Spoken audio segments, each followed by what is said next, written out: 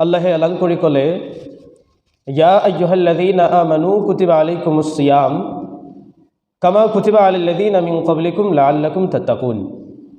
হে ইমানদাৰসকল, তোমালোকৰ ওপৰত ৰমজানৰ ৰোজা ফৰজ কৰা হ'ল, যি ধৰণে তোমালোকৰ আগৰ উম্মতসকলৰ ওপৰত ফৰজ কৰা হৈছিল। ইয়াত সিয়াম এটা শব্দ আছে, ইয়া আইয়ুহাল্লাযীনা আমানু কুতিবা আলাইকুমুস সিয়াম। এই সিয়াম শব্দটোৱে ৰোজাক বুজায়। সৌম বা সিয়াম মানে হৈছে ৰোজা। আৰু এই সিয়াম বা সৌম শব্দৰ আবিধানিক যিটো অৰ্থ সেইটো হৈছে আল ইমতিনা, অৰ্থাৎ বিৰত থকা। সৌম বা সিয়াম মানে হৈছে বিৰত থকা। ৰমজানৰ ৰোজা ৰাখিলে মানুহে খোৱা বোৱাৰ পৰা বিৰত থাকে, পানী পান কৰাৰ পৰা বিৰত থাকে, নিজ হালাল স্ত্ৰী থকাৰ পিছতো তেওঁৰ ওচৰলৈ যোৱাৰ পৰা বিৰত থাকে। যিমানবোৰ হালাল আল্লাহ পাকে কৰি দিয়া হালাল পদ্ধতি আছিল, সেই হালাল পদ্ধতিসমূহ ৰমজানৰ ৰোজা আছে বাবে হাৰাম হৈ যায়, নাজাইজ হৈ যায়। ৰমজানৰ খাতিৰত তাৰ পৰা মানুহে বিৰত থাকে। এই সিয়াম বা সৌম শব্দৰ অৰ্থ হৈছে বিৰত থকা। মূলত আল্লাহে মানা কৰা সকলো হাৰামৰ পৰাতো বাচি থাকিবই লাগিব, আৰু আল্লাহে হালাল কৰা আনুষাংগিক বিভিন্ন বিষয়ৰ পৰাও বাচি থকা, বিৰত থকাৰ নামে হৈছে ৰোজা। ইয়াৰ প্ৰমাণ, ইয়াৰ উদাহৰণ, ইয়াৰ বিৱৰণ আমি সূৰা মাৰিয়ামৰ ২৬ নম্বৰ আয়াতত পাব পাৰোঁ। আল্লাহ পাকে মাৰিয়াম আলাইহিছ সালাতু ওয়াস সালাম, ঈসা আলাইহিছ সালামৰ আম্মা, ঈসা আলাইহিছ সালাতু ওয়াস সালামৰ আম্মা মাৰিয়াম আলাইহিছ সালাতু ওয়াস সালামক ক'লে, যেতিয়া তুমি নিজৰ জাতিৰ ওচৰলৈকে যাবা, নিজৰ মানুহৰ ওচৰলৈকে যাবা, যোৱাৰ পিছত বিভিন্ন পাকে প্ৰকাৰে তোমাক তেওঁলোকে বহু ধৰণে মানসিকভাৱে কষ্ট দিবলৈ বিচাৰিব। কাৰণ ঈসা আলাইহিছ সালাতু ওয়াস সালাম আব্বা অবিহনে দুনিয়াৰ বুকুত জন্ম লাভ কৰিছিল। আব্বাক নাছিল। যিহেতু ঈসা আলাইহিছ সালামৰ আব্বা নাছিল, গতিকে আব্বা নোহোৱাকৈ, বাপেক নোহোৱাকৈ বাচ্চা জন্ম পোৱাটো কোনো স্বাভাৱিক কথা নহয়। গতিকে এইটো আল্লাহৰ ইচ্ছাত হৈছে। তুমি ৰাস্তাত ওলালে, তোমাৰ মানুহৰ ওচৰলৈ গ'লে তোমাক ঠাট্টা বিদ্ৰূপ কৰিব পাৰে, তেতিয়া তুমি ক'বা, ইন্নী নাজাৰতু লিৰৰহমানি সৌমা।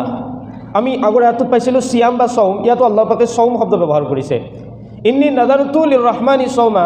তুমি সেই মানুহসকলক এই বুলি ক'বা যে মই কোনো ধৰণৰ কথা নকওঁ বুলি আল্লাহৰ ওচৰত, কোনো ধৰণৰ কথা নাপাতোঁ বুলি, সকলো কথাৰ পৰা বিৰত থাকিম বুলি মই অংগীকাৰ কৰিছোঁ। সৌম অৰ্থাৎ মই বিৰত থাকিছোঁ, বিৰত থকাৰ প্ৰতিজ্ঞাবদ্ধ হৈছোঁ। ফালান উকাল্লিমাল ইয়াউমা ইনছিয়া। গতিকে আজিৰ দিনটোত মই কোনো মানুহৰ লগতেই কথা নাপাতোঁ, তুমি এই কথাটো তেওঁলোকক কৈ দিবা। তো বুজা গ'ল, এই সৌম যে বিৰত থকাৰ অৰ্থ হয়, এইটো আমি মাৰিয়াম আলাইহিছ সালাতু ওয়াস সালামৰ পৰাও জানিব পাৰিলোঁ। আল্লাহ পাকে পবিত্ৰ কুৰাণৰ সূৰা বাকাৰাৰ ১৮৩ নম্বৰ আয়াতটোত আল্লাহে যে ক'লে যে তোমালোকৰ ওপৰত ৰোজা ফৰজ কৰা হ'ল, যি ধৰণে তোমালোকৰ পূৰ্বৱৰ্তী যুগৰ মানুহসকলৰ ওপৰত ৰমজানৰ ৰোজা ফৰজ কৰা হৈছিল।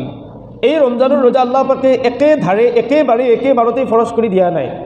বিভিন্ন পদ্ধতি, বিভিন্ন ব্যৱস্থাৰ মাজেৰে আহি আল্লাহ পাক ৰব্বুল ইজ্জতে ৰাসূলুল্লাহ সাল্লাল্লাহু আলাইহি ওয়াসাল্লামৰ মাধ্যমেৰে আমাৰ মাজত ৰমজানৰ ৰোজাক ফৰজ কৰিছে। প্ৰথমতেই ৰমজানৰ ৰোজা ফৰজ কৰাৰ আগতে ৰোজা ৰখোৱাৰ অভ্যাস কৰাইছে, প্ৰেক্টিকেলি অভ্যাস কৰাইছে উম্মতক। আমিও আমাৰ সৰু বাচ্চাবিলাকক অভ্যাস কৰাব লাগে। যাৰ বয়স ৯-১০ ইমানখিনি হৈছে, ৮-৭ পৰ্যন্ত হৈছে, এটা দুটাকৈ তেওঁলোকক অভ্যাস কৰাব লাগে, যাতে ভৱিষ্যতৰ ফুল ৰমজানৰ ৰোজা ৰাখোতা বনি যাব পাৰে। যিহেতু আল্লাহ পাকে আমাক অভ্যাস কৰাইছে ৰাসূলুল্লাহ সাল্লাল্লাহু আলাইহি ওয়াসাল্লামৰ মাধ্যমেৰে। প্ৰথমটো আল্লাহ পাকে ৪টা ষ্টেপ ল'লে, ৪টা ধাপ ল'লে।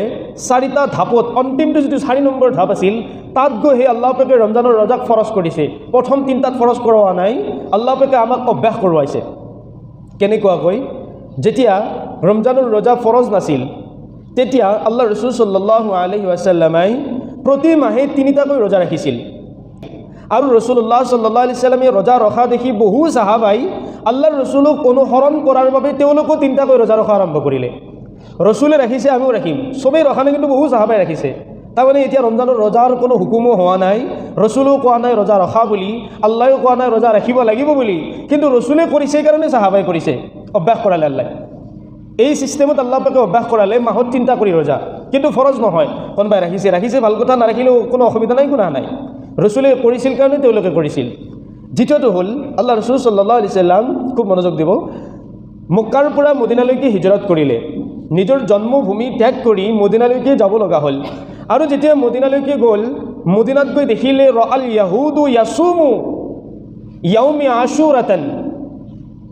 মদিনাত গৈ দেখিলে তাৰ যিসকল অধিবাসী, তাৰ যিসকল বাসিন্দা, ইহুদী মানুহ, ইহুদী সম্প্ৰদায়, তেওঁলোক মুছলিম নাছিল, অমুছলিম আছিল। ইহুদী সকলোৱে সিদিনাখন ৰোজা ৰাখিছে। আল্লাহৰ ৰচুলে ক'লে, মা হাদা, এয়া কি হয়, কিয় তোমালোকে ৰোজা ৰাখিছা? তেওঁলোকে ক'লে যে আজিৰ দিনটো হাদা ইয়াউমুন ছলিহুন, আজিৰ দিনটো এটা সন্মানিত দিন, নেক দিন, ভাল দিন, গতিকে আমি ৰোজা ৰাখিছোঁ। কাৰণ কি? তেতিয়া তেওঁলোকে ক'লে যে আজিৰ দিনটোত ফেৰাউনৰ বাহিনীৰ কবলৰ পৰা হজৰতে মুছা আলাইহিছ সালাম আৰু তেওঁৰ বাহিনী ফেৰাউনৰ অত্যাচাৰৰ পৰা মুক্তি পাইছিল। আৰু ফেৰাউনৰ অত্যাচাৰৰ পৰা মুক্তি পোৱাৰ বাবে ফাছুমুহা মুছা আলাইহিছ সালাম শুক্ৰিয়া স্বৰূপে আজিৰ দিনটোত মুছা আলাইহিছ সালামে ৰোজা ৰাখিছিল। আল্লাহ ৰচুলে ক'লে, তাৰমানে তোমালোকে মুছাই ৰাখিছিল কাৰণে তোমালোকে ৰাখিছা? তেওঁলোকে ক'লে, নাম হয়, আমি মুছা আলাইহিছ সালামে এই দিনটোত ৰোজা ৰাখিছিল বাবে আমিও ৰোজা ৰাখিছোঁ। তেতিয়া আল্লাহ ৰচুল সাল্লাল্লাহু আলাইহি ওয়াসাল্লামে ক'লে, আনা হাক্কু বিমুছা ফামিনকুম। তেতিয়াহ'লে মুছা আলাইহিছ সালামক ভাল পোৱাৰ ক্ষেত্ৰত, মহাব্বত কৰাৰ ক্ষেত্ৰত, অনুসৰণ কৰাৰ ক্ষেত্ৰত তোমালোকতকৈ বেছি আমিহে হকদাৰ হওঁ, আমাৰ সেই অধিকাৰ বেছি তোমালোকতকৈ, গতিকে আমিও ৰোজা ৰাখিম। তাৰ পিছৰ পৰা ফাছুমুহা, আল্লাহ ৰচুলে নিজেও ৰোজা ৰাখিলে। আল্লাহ ৰচুলে নিজেও ৰোজা ৰাখিলে। ৱা আমাৰা বিছিয়ামিহি, আৰু চাহাবাসকলকো হুকুম কৰিলে তোমালোকেও ৰোজা ৰাখা। এতিয়া প্ৰথমটো আছিল আল্লাহ ৰচুলে নিজে ৰাখিছিল তিনিটা মাহত। আল্লাহ ৰচুলে কোৱা নাছিল, চাহাবাই নিজে নিজে ৰাখিছিল, ফৰজ হোৱা নাছিল। এইবাৰ আল্লাহ ৰচুলে ক'লে, মই ৰোজা ৰাখিছোঁ, ৱা আমাৰা বিছিয়ামি, গতিকে তোমালোকেও ৰোজা ৰাখা। এতিয়া ৰোজা ফৰজ হৈ গ'ল। এইটো দ্বিতীয় ষ্টেপ। 2 নম্বৰ ধাপ। তেতিয়া সেই সময়খিনি আছিল মহৰম মাহৰ 10 তাৰিখ, আশুৰা বুলি যাক কোৱা হয়। মহৰম মাহৰ 10 তাৰিখ, মহৰম মাহৰ 10 তাৰিখ তেতিয়াৰ পৰা ৰমজানৰ ৰোজা ফৰজ হৈছিল, একদিন মাত্ৰ, এটা ৰোজা। তাৰ আগৰ ছিষ্টেম আৰু বেলেগ আছিল, আৰু এই ৰোজাটোৰ পিছৰ ছিষ্টেম আৰু বেলেগ আছিল, পদ্ধতিবিলাক বেলেগ বেলেগ হৈ আছিল। যিমান পদ্ধতি আছিল খুব মুস্কিল আছিল। কেৱল এইসকল আপোনাৰ কাৰণে, আমাৰ কাৰণে, আৰু কিয়ামত তক আহিব লগা চব উম্মতৰ কাৰণে ৰমজানৰ ৰোজাৰ পদ্ধতি চবচে সহজ কৰি দিয়া হৈছে। সুবহানাল্লাহ, আল্লাহ সহজ কৰিছে। এই যে সিদিনাখনৰ পৰা আশুৰাৰ ৰোজা অৰ্থাৎ মহৰম মাহৰ 10 তাৰিখৰ ৰোজাটো ফৰজ হ'ল। তেতিয়াৰ পৰা চাহাবাসকলে 10 তাৰিখৰ ৰোজা বাধ্যতামূলকভাৱে ৰাখিবলৈ আৰম্ভ কৰিলে। এতিয়াও এই যিটো ৰমজান আমাৰ আহি আছে, এই ৰমজান এতিয়ালৈকে ফৰজ হোৱা নাই। ইয়াৰ পিছত আল্লাহ পাকে কিছু সুযোগ দিলে, মহল্লাত দিলে, সুবিধা কৰি দিলে। কেইবাটাও থাকিল। ইয়া আইয়ুহাল্লাযীনা আমানু কুতিবা আলাইকুমুছ সিয়াম কামা কুতিবা আলাল লাযীনা মিন ক্বাবলিকুম লাআল্লাকুম তাত্তাকুন। হে ইমানদাৰসকল, তোমালোকৰ ওপৰত ৰমজানৰ ৰোজা ফৰজ কৰা হ'ল যি ধৰণে তোমালোকৰ পূৰ্বৱৰ্তী যুগৰ মানুহসকলৰ ওপৰত ফৰজ কৰা হৈছিল। উদ্দেশ্য কি? লাআল্লাকুম তাত্তাকুন, যাতে তোমালোকে আল্লাহ সচেতনতা গ্ৰহণ কৰিব পৰা, আল্লাহৰ ভয় নিজৰ ভিতৰত সৃষ্টি কৰিব পৰা, সদা ভীৰু অৱলম্বন কৰিব পৰা, তাকৱা অৱলম্বন কৰিব পৰা। ইয়াৰ বাবে ৰমজানৰ ৰোজা তোমালোকৰ ওপৰত ফৰজ কৰা হ'ল। পিছৰ আয়াতটোত 184 নম্বৰ আয়াত সূৰা বাকাৰা, আল্লাহ পাকে ক'লে, আয়ামাম মাদুদাত, যদিও বা ৰমজানৰ ৰোজা ফৰজ কৰা হৈছে, এয়া মাত্ৰ কেইটামান দিনৰ বাবেহে। এতিয়া আল্লাহ পাকে ইয়াত সুবিধা কৰি দিলে সেই উম্মতৰ কাৰণে। ফামান কানা মিনকুম মাৰিদান আও আলা সাফাৰিন ফাইদাতুন মিন আয়ামিন উখৰ, যে আগৰ ছিষ্টেম আছিল এইটো, যে যদিহে কোনোবা বেমাৰত পৰি যায়, ৰমজানৰ অৱস্থাত বেমাৰ হৈ যায়, অসুস্থ হৈ যায়, আও আলা সাফাৰ, অথবা কষ্টকৰ ভ্ৰমণত যাব লগা হয়, ক'ৰবাত যাব লগা হয়, তেন্তে তেওঁ বেমাৰ আৰোগ্য হোৱাৰ পিছত অথবা ভ্ৰমণৰ পৰা সুস্থভাৱে ঘূৰি অহাৰ পিছত সেই এৰি যোৱা ৰৈ যোৱা ৰোজাকেইটাৰ কাজা উঠাই ল'ব। আল্লাহ পাকে ৰমজানত ৰখা ৰোজাৰ সমানেই সাৱধান কৰিব। তৃতীয়টো কিন্তু ওয়ালাল্লাযীনা ইউতিকুনাহু ফিদিয়াতুন তুআমু মিসকিন, ইয়াৰ মাজত যিসকল ধনৱন্ত, এতিয়াৰ কানুন নহয়, তেতিয়াৰ কানুন যেতিয়া ৰমজানৰ ৰোজা ফৰজ হোৱা নাছিল, যিসকল ধনী মানুহ, পইচা থকা মানুহ, টকা থকা মানুহ, তেওঁলোকৰ ক্ষেত্ৰত আল্লাহ পাকে দুটা অপশ্যন দিলে যে তোমালোকে কি কৰিব পাৰা, ওয়ালাল্লাযীনা ইউতিকুনাহু ফিদিয়া, তোমালোকে যদি ইচ্ছা নকৰা ৰোজা নাৰাখিলেও তোমালোকৰ হৈ যাব, কিন্তু তোমালোকে ৰোজাৰ সলনি কোনোবা অভাৱী মানুহ হওক, গৰীব মানুহ হওক, তোমালোকে অন্ন দান কৰিবা, খানা দান কৰিবা। গৰীব মানুহক তোমালোকে খানা খুৱাই দিবা, তোমালোকৰ ৰোজা নাৰাখিলেও কোনো গুনাহ নহয়।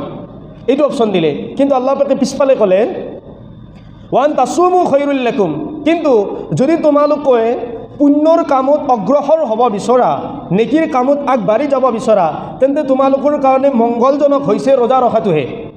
তোমালোকে গৰীব দুখীয়াকো সহায় কৰা, কিন্তু ৰোজাও ৰখা ইয়াৰ সমান্তৰালকৈ। এইটো আছিল 3 নম্বৰ। প্ৰথমটো আছিল আল্লাহৰ ৰচুলক দেখিলে চাহাবায়ো ৰখা আৰম্ভ কৰিলে।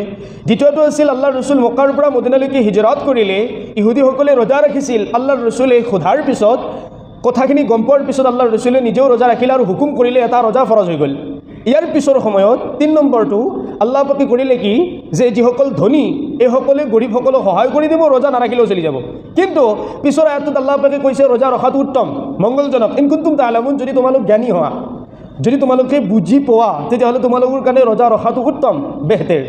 এতিয়া 183 নম্বৰ, 184 নম্বৰ, 185 নম্বৰ সূৰা বাকাৰাৰ 185 নম্বৰ আয়াতত আল্লাহ পাকে এবাৰ 4 নম্বৰ চূড়ান্ত সিদ্ধান্ত দিলে, ফাইছালা দিলে পবিত্ৰ ৰমজানৰ।